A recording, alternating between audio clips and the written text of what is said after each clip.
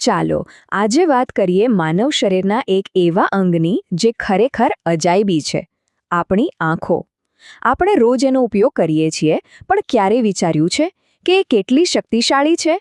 એની ક્ષમતાઓ તો કોઈ પણ હાઈટેક ગેજેટને પણ શરમાવે એવી છે. તો ચાલો એક સવાલથી જ શરૂઆત કરીએ. આપણે જે અત્યાધુનિક કેમેરા વાપરીએ છીએ એની સરખામણીમાં આપણી આંખ કેટલી ઝડપી હશે? જવાબ જાણીને ખરેખર નવાઈ લાગશે. સૌથી પહેલાં તો આંખને એક સુપરફાસ્ટ કેમેરા તરીકે જ જોઈએ. એની સ્પીડ અને ઝીણામાં ઝીણી વિગતોને પકડવાની જે તાકાત છે ને, એ ખરેખર અસાધારણ છે.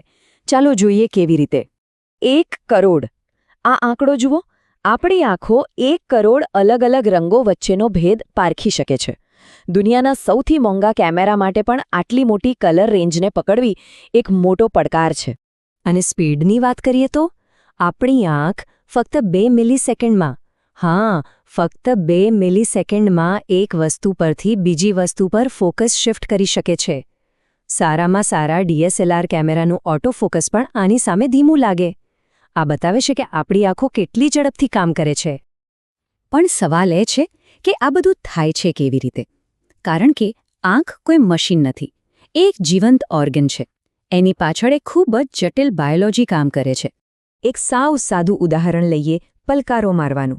આ તો એક જાતની ઓટોમેટિક મેન્ટેનન્સ સિસ્ટમ જેવું છે. આપણે દર મિનિટે લગભગ 15થી 20 વાર પલકારા મારીએ છીએ. આનાથી આંખો સાફ રહે છે અને એમાં ભેજ પણ જળવાઈ રહે છે, જેથી એ બરાબર કામ કરી શકે. આંખો કેટલી એડવાન્સ છે એનો પુરાવો તો આપણા આંસુમાં પણ છે. શું તમને ખબર છે કે આપણા આંસુ પણ 3 અલગ અલગ પ્રકારના હોય છે? એક છે બેઝલ આંસુ, જે આંખને સુકાવા નથી દેતા. બીજા છે રિફ્લેક્સ આંસુ, જે ધૂળ કે ધુમાડો જેવી કોઈ વસ્તુ આંખમાં જાય તો રક્ષણ માટે બહાર આવે છે. અને ત્રીજા છે ઇમોશનલ આંસુ, જે આપણે લાગણીઓ સાથે જોડાયેલા છે. દરેકનું કામ અલગ અલગ. હવે જો આંખની થોડી વધુ અંદર જઈએ તો એના રેટિનામાં લગભગ 12 કરોડ રોડ સેલ્સ હોય છે, જે આપણને ઓછા પ્રકાશમાં એટલે કે રાત્રે જોવામાં મદદ કરે છે. અને સાથે જ 60 લાખ જેટલા કોન સેલ્સ પણ છે, જે રંગોને ઓળખવાનું કામ કરે છે. આ બંને મળીને આપણને એકદમ ક્લિયર વિઝન આપે છે. અને આટલું જ નહીં, દરેક વ્યક્તિની આઇરિસ એટલે કે આંખનો જે રંગીન ભાગ હોય છે, એ ફિંગરપ્રિન્ટની જેમ જ એકદમ યુનિક હોય છે. દુનિયામાં કોઈ 2 વ્યક્તિની આઇરિસ એક સરખી નથી હોતી, કારણ કે એમાં બનતી પેટર્ન સંપૂર્ણપણે રેન્ડમ હોય છે. એટલે જ તો આજકાલ આઇરિસ સ્કેનરનો ઉપયોગ હાઈ સિક્યોરિટી માટે થાય છે. હવે આપણે આવીએ છીએ સૌથી રસપ્રદ અને કદાચ સૌથી ઊંડા મુદ્દા પર: આંખ અને મગજ વચ્ચેનું સીધું કનેક્શન. આ એક એવો કોન્સેપ્ટ છે જે જોવા વિશેની આપણી આખી સમજને બદલી શકે છે.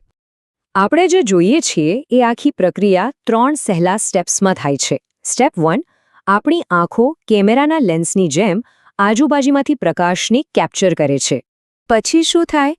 એ પકડાયેલા પ્રકાશને આપણી આંખ તરત જ ઇલેક્ટ્રિકલ સિગ્નલમાં ફેરવી નાખે છે. અને આ સિગ્નલ્સ ઓપ્ટિક નર્વ દ્વારા સીધા મગજ સુધી પહોંચાડવામાં આવે છે. અને હવે આવે છે સૌથી અગત્યનો ભાગ. ખરેખર તો જોવાનું કામ આંખ નથી કરતી, પણ મગજ કરે છે. મગજ એ સિગ્નલ્સને ડીકોડ કરે છે, એને પ્રોસેસ કરે છે અને એમાંથી એક અર્થપૂર્ણ ચિત્ર બનાવે છે, જેને આપણે દૃષ્ટિ કહીએ છીએ. ખરેખર તો વૈજ્ઞાનિકો આંખ માટે એક ખાસ શબ્દ વાપરે છે: બ્રેઇન એક્સટેન્શન. એનો મતલબ એ થયો કે આંખ એ મગજનો જ એક એવો હિસ્સો છે જે શરીરની બહાર દુનિયાના સીધા સંપર્કમાં આવવા માટે વિકસ્યો છે. વિચારો તો ખરા, મગજનો એક ભાગ સીધો જ બહારની દુનિયાને જોઈ રહ્યો છે. તો અંતે આ બધી વાત આપણને એક બહુ મોટા સવાલ પર લાવીને ઊભી રાખે છે. જો આંખ એ મગજનો જ એક ભાગ છે, તો પછી આપણે ખરેખર શેનાથી જોઈએ છીએ? આંખોથી કે મગજથી? આના પર વિચારવા જેવું છે નહીં?